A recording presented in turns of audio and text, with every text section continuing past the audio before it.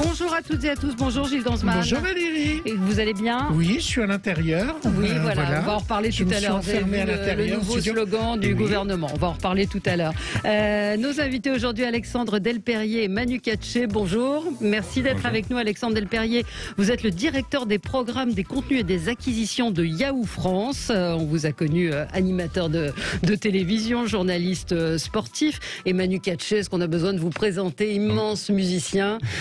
Et on va parler avec vous de cette nouvelle émission. Ça date d'il y a à peu près un mois, la Face Katché, qui est diffusée sur Yahoo. C'est une création et c'est formidable. On va en parler dans un instant avec vous. Ça a même un an, hein. C'était en 2020, madame. Un an? Oui, je pensais que c'était récent. Bah, vous voyez, moi j'ai découvert, il y a pas... mais je vous invite des vieux invités, moi. Donc il n'y a pas d'actualité. Non, il n'y a pas d'actualité. Et ce qui est bien avec le digital, c'est que vous retrouvez ce qui a été diffusé il y a 6 mois, un an, très facilement. Oui, alors donc c'est récent. Voilà. C'est récent, voilà. Gilles, moi je voudrais vous parler de mon album photo. Ah oui, vous avez raison. C'est un jeu concours avant de commencer l'émission. Toute la semaine, Sud Radio vous offre un magnifique cadeau. Ce sont des albums photos, mon album photo. Alors il y a des produits, vous pouvez faire vous pourriez offrir à Manu Katché, Alexandre Delperrier son visage sur un mug aussi, parce qu'il y a plein de choses qui sont proposées. Immortaliser vos plus beaux souvenirs. Sur sa casquette, son visage. Son visage sur sa casquette, absolument. Ou sur le masque. Je ne sais pas s'ils le font. 150 € à utiliser sur mon album photo grâce à Sud Radio. Donc vous nous appelez 0800. Quel appel alors on prendra le 10e appel. 0826 300 300. À tout à l'heure pour le gagnant. Alors on va passer au zapping. Vous regardez la télé aujourd'hui ou pas alors on fait des très bons zappings sur Yahoo. Oui. Donc on suit beaucoup l'actualité télé sur Yahoo, oui. Ouais, d'accord. Nous aussi on a des très bons zappings télé. Mais vous la regardez? Qu'est-ce que vous regardez aujourd'hui? Est-ce que regarder la télé, ça veut dire quelque chose? Alors je la regarde moi uniquement le week-end. Ouais. La semaine, j'ai tout sur mon téléphone. J'ai tout sur Yahoo, puisqu'à la fois on est agrégateur et créateur de contenu, donc on a toutes les grandes marques, que ce soit les BFM, les France Info, et j'en passe et des meilleurs, et Europe 1 et Sud Radio. Et voilà, donc je me fais mon petit choix en fonction de ce que mon algorithme me propose, parce qu'il me connaît très bien. À côté de ça, le week-end, je voyage en regardant 50 minutes Inside de mon ami Nikos, en regardant des jolis reportages de voyage. Je regarde de temps en temps un peu la télé The Voice, tout en peignant, qui est une de mes nouvelles activités. Et puis je regarde le sport. Vous peignez quoi? Ce sera une surprise. Non mais c'est vrai, vous faites de la peinture. Et quoi, figuratif? Abstrait. Et vous allez exposer un jour? Un jour, oui. Je suis presque prêt. Bon, vous me direz. On pourra faire des fonds d'écran. Manu Katché, vous regardez quoi? Vous la regardez la télé ou Non, pas? très peu. En fait, moi, je suis sur les plateformes et je regarde des films de temps à autre. Pas de séries, je suis pas série du tout. Ah ouais? Et je regarde beaucoup de docs sur les plateformes. J'aime beaucoup. Et pourquoi les séries, c'est trop addictif? Parce que j'accroche pas. Non, vous savez, ça me rappelle le feuilleton, les épisodes, qu'au bout j'ai compris où il veut m'emmener. Et j'ai dit, bon, allons-y. Et ça prend une semaine, voire un mois, donc je n'arrive pas. Ah ouais, ça c'est marrant. Alors Gilles, lui, il la regarde tous les jours, la télé. Absolument, et on va s'en parler. Sud Radio 10h midi Média, l'instant zapping. Valérie, hier sur C8, c'était Opération Il faut sauver le soldat Ménès après un documentaire sur le sexisme dans les rédactions sportives. Canal+ avait décidé, vous savez, de supprimer toutes les interventions des hommes, dont celle évidemment de Pierre Ménès, qui avait, lors d'une coupure pub, soulevé la jupe de la journaliste Marie Portolano. Hier, C8 et Touche pas à mon poste ont diffusé la séquence.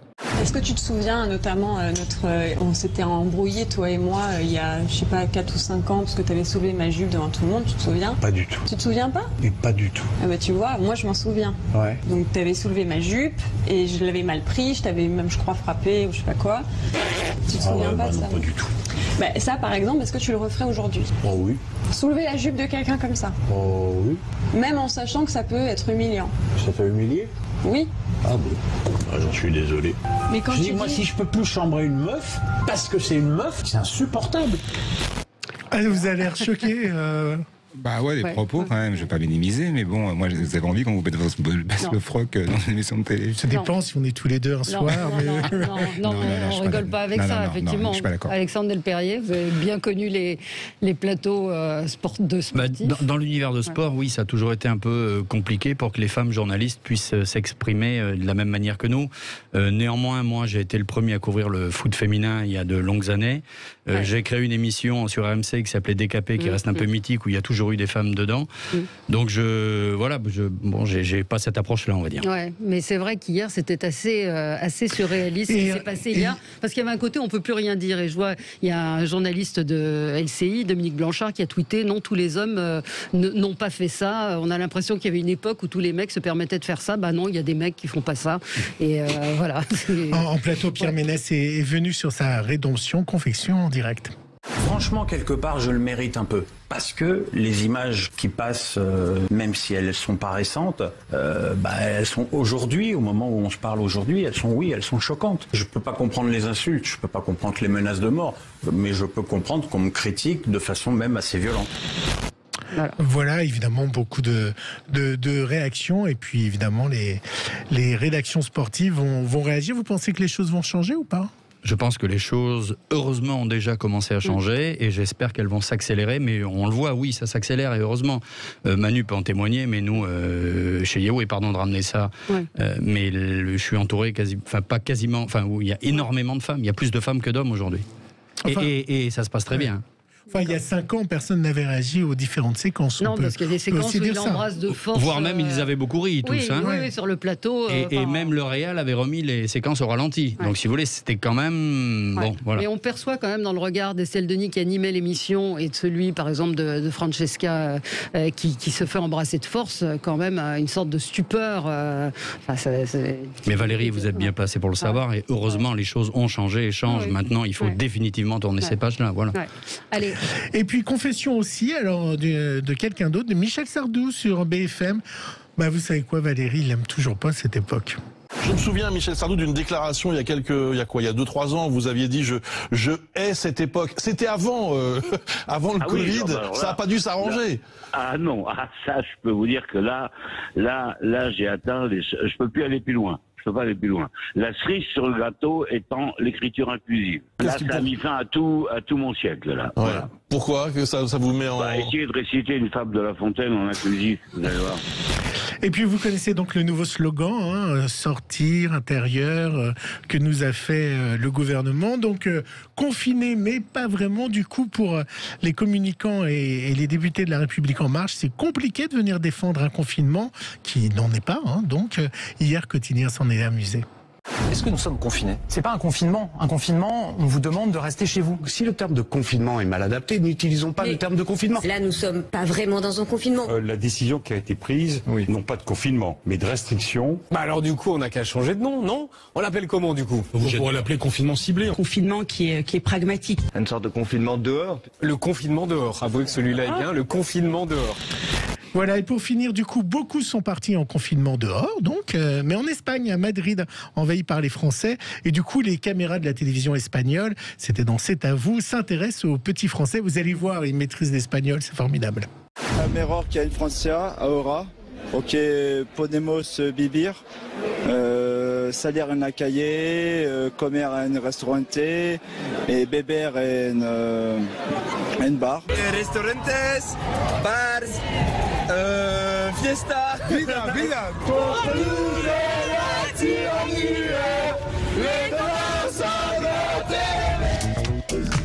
Faut qu'on aille à Madrid, Valérie. Non, je suis pas sûr. C'est vrai que les Français ont envahi. Madrid, vous parlez mieux espagnol, Manu ? Non, mais là, en tout cas, j'ai compris. Vous avez compris. C'est déjà ça. Alexandre Delperrier, Manu Katché, nos invités aujourd'hui pour parler de Yahoo France. Yahoo France, alors avant de parler de la face Katché, quelques mots quand même sur cette plateforme qui a doublé son audience en quasiment un an, Alexandre Delperrier. Oui, c'est Yahoo News, donc vraiment la partie actualité qui a plus que doublé avec 9 millions d'utilisateurs uniques par mois. Au total, sur tout Yahoo et toutes ce qu'on appelle les différentes thématiques de properties, on est quasiment à 27 millions aujourd'hui.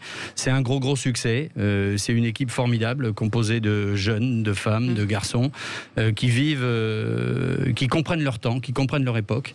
Et moi, j'aime me nourrir de ces talents-là. Moi, j'ai toujours considéré que piloter, manager, c'est savoir s'entourer de gens très complémentaires et différents. Et franchement, on est comme une grande famille. Et j'ai vu une capacité d'adaptation il y a un an, le 17 mars, avec des gens qui se sont mis la tête dans le guidon, qui ont travaillé d'arrache-pied, corps et âme pendant un an.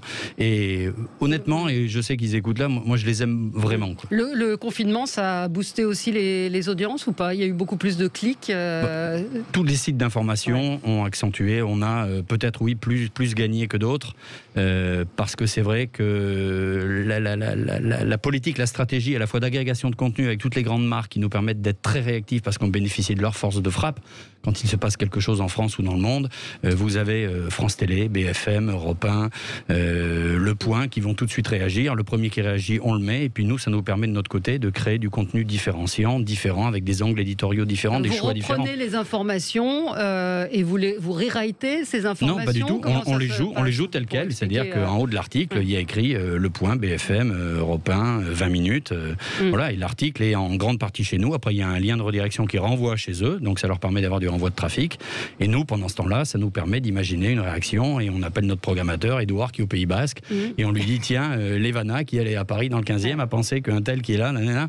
Et voilà, et ça va super vite, ça va très vite. C'est des gens très agiles. Ouais. Mais comment vous expliquez que vous soyez devant Google News ? Il y a quoi ? C'est quoi le plus de c'est l'aboutissement d'une stratégie, vous avez tout. Donc si vous voulez, sur Yahoo, vous pouvez rien rater parce que nous avons tous les meilleurs médias agrégés.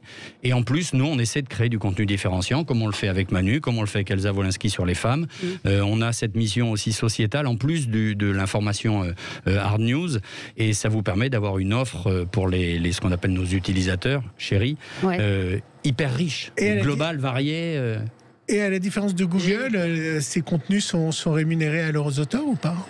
Alors ça dépend des accords qu'on a avec les différents. Il y en a beaucoup, c'est du renvoi de trafic. Après, on inclut beaucoup de vidéos dedans. Et sur les vidéos, ils gagnent des revenus, oui, bien sûr. Parce que c'est un vrai débat que les journalistes, que leur travail qui est exploité par Yahoo ou par Google soit rémunéré. Est-ce que vous... nous, on renvoie chez eux. Hein. Attention, c'est que l'utilisateur, au bout de 1500 signes, il part sur BFM, Le Point. Donc il y est vraiment. Donc il s'y retrouve.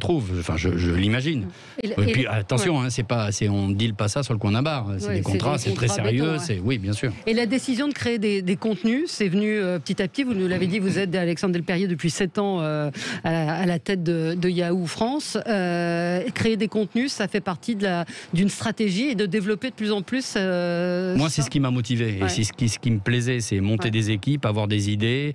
À un moment, on s'est dit, la diversité, tout le monde en parle, mais personne ne le traite. Moi, j'ai eu envie de créer ce programme avec Manu. Les équipes ont validé. J'ai fait une recherche de la personne idoine qui correspondrait parfaitement. Un autre copain, Manu, m'a dit, tu sais, il y a quand même Manu Katché. Alors moi, je ne le connaissais qu'à travers la musique ou à travers ses prestations télé, mais surtout la musique. Et voilà, on s'est rencontrés et ça a tout de suite matché. On s'est compris. On veut pas d'une émission politique, on veut pas de revendications. On veut des gens inspirants. Et quand vous voyez, qui racontent leur parcours. Et alors Manu Katché, comment on passe de la musique à intervieweur ? Et ce que vous faites formidablement bien, parce que vous arrivez à avoir des confidences assez incroyables. Merci Valérie. Je ne sais pas si on passe de musicien à intervieweur. Simplement, je pense que c'est en moi. C'est-à-dire que j'ai toujours aimé effectivement l'échange. Dans la musique, c'est un échange avec les autres. Donc forcément, vous vous intéressez à l'autre. Et quand j'ai rencontré Alexandre, que je ne connaissais pas, et je suis ravi de l'avoir rencontré parce que j'ai beaucoup appris depuis et qu'il me l'a proposé. J'ai réfléchi un petit moment quand même avant de me décider parce que je ne suis pas évidemment intervieweur. Je me suis dit, est-ce qu'on aura un peu le temps de s'exprimer ? Et c'est ce qui s'est passé parce qu'en fait, les conversations, elles durent entre 2h et 2h30. Ensuite, on réduit à 10 minutes. Ce que vous voyez sur le site, oui. Donc, je vais quand même les chercher. Et je crois qu'effectivement, la légitimité de ces interviews fait que, en face de ces gens-là, je suis avec la couleur que j'ai. Donc, ils imaginent que je peux comprendre certains de leurs problèmes, certaines de leurs fêlures. Et à partir de là, il y a une confiance qui s'installe et on peut discuter. Donc c'est un vrai échange. Je suis pas intervieweur finalement, c'est une conversation comme si lui était chez moi ou inversement. Donc c'est très agréable parce que c'est assez profond. Mais est-ce que la diversité, c'est que la couleur ? C'est peut-être aussi les gros, les handicapés. Il y a eu Patrick Bruel qui n'est pas de couleur, qui est juif et qui venait. Oui, alors c'est la diversité culturelle. C'est effectivement d'avoir été élevé dans un autre pays, d'être ensuite venu en France, comment il a vécu le regard des autres sur une espèce de forme entre guillemets d'intégration. Donc évidemment, on pourrait parler des gros, des gens à lunettes, des très très maigres, des anorexiques, etc. Là, on a choisi effectivement, culturellement parlant, des gens qui étaient différents et qui étaient d'origine différente. Pardon. Il y a une mission sociétale derrière tout ça. Et c'est tellement respectueux et Manu l'est. Manu, c'est une discussion, c'est un échange. Il vient pas faire il vient pas gratter juste parce que ça va faire du clic. Il vient parce que ces gens ont un parcours. Vous regardez la vidéo de Mohamed Bouafsi qu'on a mis il y a 10 jours et qui fait un carton incroyable. Moi, j'ai pleuré pendant le montage. Plus de 2 millions. Quand vous rajoutez tout, oui, on arrive à des audiences énormes. Moi, j'ai pleuré au montage. Là, il y a Marie-Jo Pérec qui va arriver bientôt, qu'on a tourné il y a quelques semaines. Elle est tellement douce, mignonne, inspirante quand elle. Enfin, je vais pas spoiler et raconter ce qu'elle dit, mais c'était époustouflant. Joe Star qui va arriver dans quelques temps, c'était juste incroyable. Moi, j'en ai réécouté quelques-uns. Yannick Noah, par exemple, vous lui faites raconter quand il arrive à 12 ans à Paris, à Nice, à Nice, pardon, oui, à Nice, et en fait, ce ressort qu'il y a chez tous, en fait, d'être arrivé à être des grands champions ou avoir réussi un certain nombre de choses de par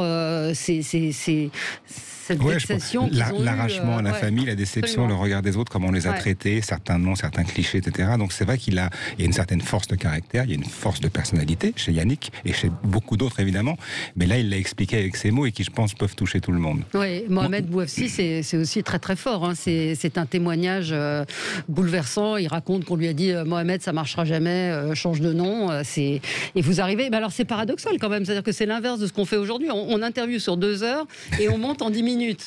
C'est pas dommage de perdre l'intégralité de l'interview? Alors d'abord, c'est pas perdu. On sait jamais. Maintenant, on fait en fonction des formats et puis de la consommation qui est faite du digital.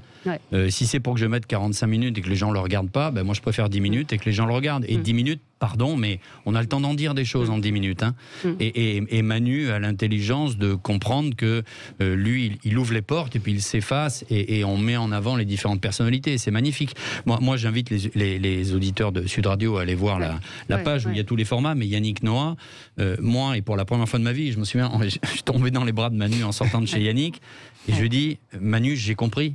Je suis de couleur, je suis black. J'étais à la place de Yannick et à la tienne. Là, c'était bouleversant. Je suis rentré chez moi, j'ai regardé mes enfants, je leur ai dit, les gars, vous allez vous marrer, mais pardon, mais j'y étais, quoi. Et vous, qu'est-ce que vous en avez retiré de tous ces entretiens depuis 1 an? C'est une proximité. C'est-à-dire que tout à coup, je rentre effectivement à l'intérieur d'une personne qui est en face de moi, que je connais ou que je ne connais pas, et j'apprends effectivement plein de choses. Donc c'est très enrichissant. Et puis surtout, ça me précise à moi d'où je viens et à l'âge que j'ai aujourd'hui, que j'ai une belle enfance. Et que pour certains, c'est très très dur. Et je comprends effectivement certaines réactions parfois qu'on a tendance à mettre en exergue. Vous aviez déjà fait cet exercice sur Arte, qui avait très bien fonctionné. Ça ne reviendra pas, ce que vous faisiez sur Arte, c'était super. C'était chouette, merci. Non, il en a exclu sur Yahoo maintenant. Pardon, excusez-moi. Mais j'avais adoré. Alors juste pour la petite histoire. Moi j'avais adoré. Merci pour la petite histoire. Je m'étais régalé parce que c'était plein de musiciens qu'on invitait avec un programme effectivement assez court et finalement long, mais court dans plein d'artistes différents qu'on proposait. Donc il y en avait pour tous les goûts. Et surtout, quand en fait la personne qui m'avait signé est partie à la retraite, la nouvelle personne n'était pas très chaude pour ce genre de programme, donc voilà pourquoi ça s'est arrêté. C'est juste pour ça. Et donc maintenant vous êtes sur Yahoo, donc allez voir la page effectivement de yahoo.fr, vous allez retrouver ces interviews qui sont vraiment très très fortes, hein. Vous avez vraiment réussi à faire dire des choses. Et le chemin est encore long. Le chemin est encore long, oui, absolument, mais justement vous y participez, c'est cette émission que vous avez eu envie de mettre en avant aujourd'hui d'ailleurs. Oui, et c'est cette mission sociétale et on fait la même chose avec les femmes depuis plus de 2 ans maintenant avec Elsa Wolinski. Et voilà, nous ce qu'on veut c'est montrer ce qu'est la vérité, montrer ce que sont les gens. Et c'est ce qui marche le mieux, vous me disiez, ce sont ces témoignages de vie et de ces parcours. Ça marche beaucoup parce que beaucoup de gens s'y reconnaissent. Absolument. Et ben voilà, la petite musique du jeu est en train de retentir dans nos oreilles. Notre gagnante pour le magnifique cadeau de 150 € de mon album photo.fr, c'est Marie. Bonjour Marie. Bonjour Sud Radio, quel bonheur de vous écouter. Eh ben écoutez, c'est gentil. On est ravis de vous avoir, on est ravis que vous ayez gagné. Alors qu'est-ce que vous allez faire quoi? Un album photo, un objet? Pour mes petits enfants, parce que je les amène, j'essaie j'essaye de les amener en vacances, sauf que là, depuis l'année dernière, c'est pas possible. Alors je vais m'occuper à récapituler un peu les vacances de quelques années en voyant l'évolution. C'est une très très bonne idée. Voilà, c'est un cadeau, donc encore une fois d'une valeur de 150 €. Très beau cadeau qui vous est offert par monalbumphoto.fr. Merci de votre fidélité. Merci à vous. Merci Manu Katché, merci Alexandre Delperrier d'être venu ce matin. Et on vous va vous écoutera regarder, absolument, vous regardez sur yahoo.fr. À tout de suite.